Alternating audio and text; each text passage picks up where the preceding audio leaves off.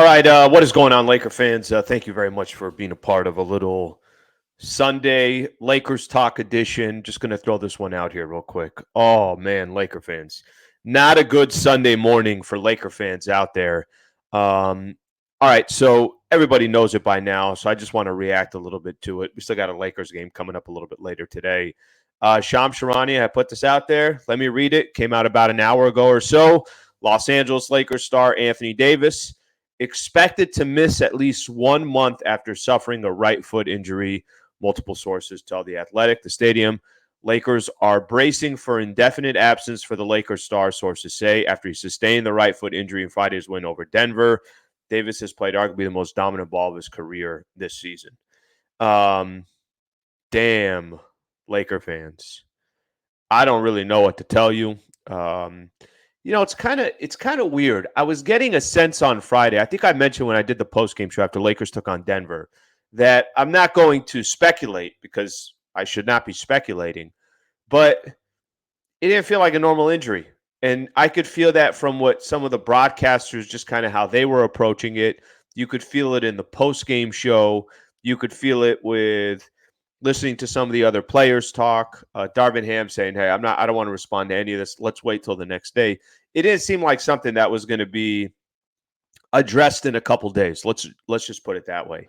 And here's a Lakers team, 4 games below 500, 12-16 on the season.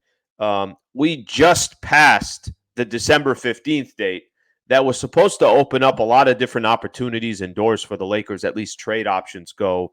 And damn, that is a gut punch. And I'm sure it's a gut punch to every Laker fan that's listening to this video or when you initially got the news. So I feel for Anthony Davis, and let me kind of explain what I'm talking about here. I feel for him for a couple of things. Number one, I feel for him because he is playing as good as basketball that I've ever seen him play in his career. Now, if you were a Pelicans fan and you were watching every Pelicans game, then, my apologies. I just wasn't watching Pelicans games.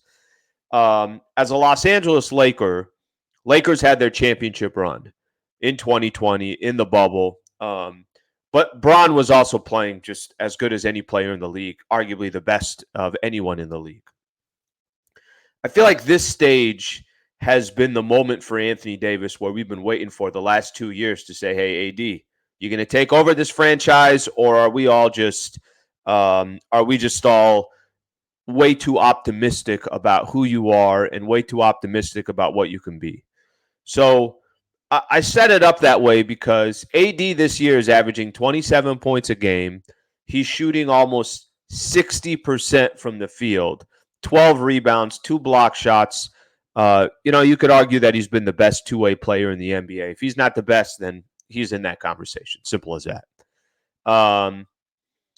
And to kind of see how the Lakers, after starting 2-12, changed their season around. They're 10-4, I want to say. Let's see, 2-12, 12-16, 10-4 over their last 14 games.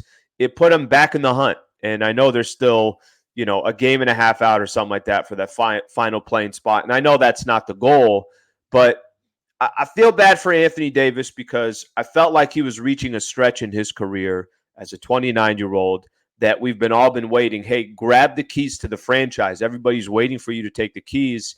And then we are questioning whether he has the capability to do it. We are questioning whether he's got the confidence in his mind, or is he always thinking of injuries? He's had bad injuries the last couple of years, has played half the amount of games the last couple of years. So I feel bad first for him because I really do think he was having one of those seasons where we could, for the first time in a while, say, yeah, that's Anthony Davis right there. He represents the Los Angeles Lakers. He's an unbelievable basketball player.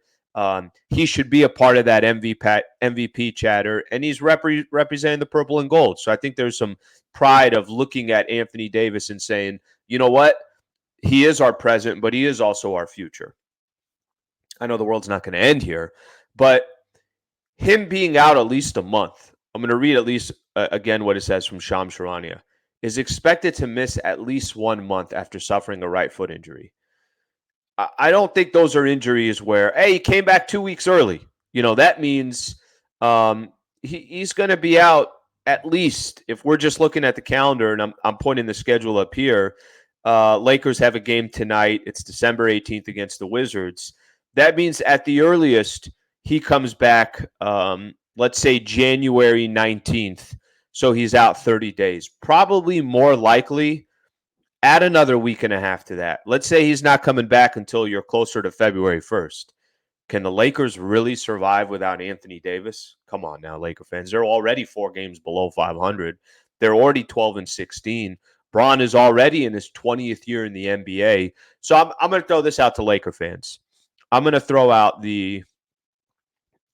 what do you think they do now? Do they still go out there and try to make some kind of a move? Do they still go out there and, think in their minds, all right, well, let's take our chances still and see if we could stay afloat for Anthony Davis to come back? Or do you kind of just punt the season? And I hate to say that because we know that the Lakers, it's been two straight seasons where nothing has happened for the Lake Show. But that might be just the reality, and it might be the best option for the Lakers as well. So put your comments below, whatever you think the Lakers should do from here.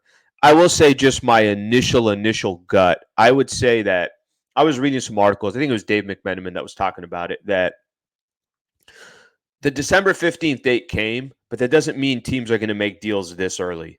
Teams probably, as you get into the new year, maybe even closer to January 15th, that's where you might see teams kind of start looking at whether they should make a deal or they shouldn't make a deal.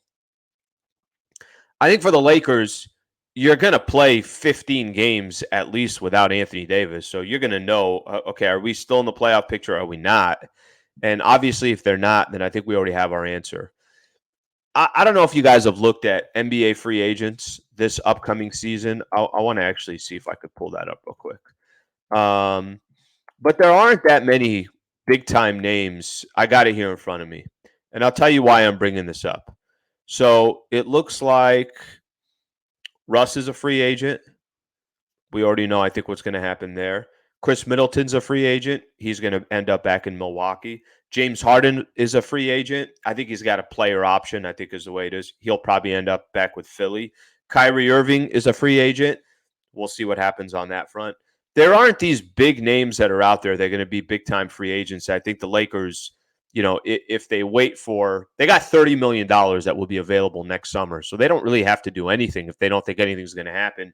And by the way, they'd keep their 2027 pick, 2029 pick. They do have a first rounder this year, but it's just the pick swap with the Pelicans. So the Pelicans get the better of the two picks.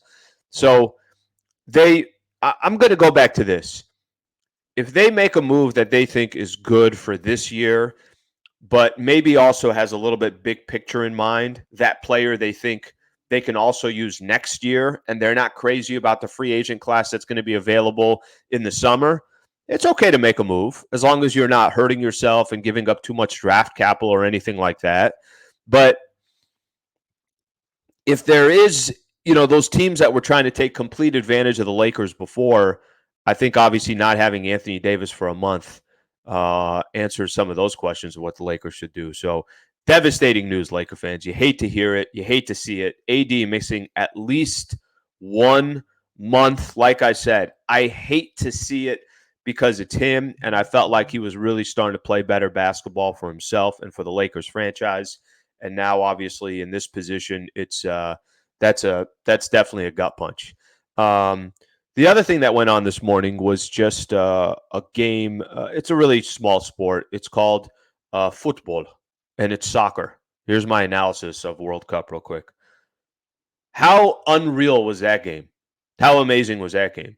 And, of course, the AD news comes down when it's basically 2-2 and you got France or Argentina that's going to represent their country in the World Cup. I'm like, what the hell is going on here? The news was awful. The World Cup game was amazing.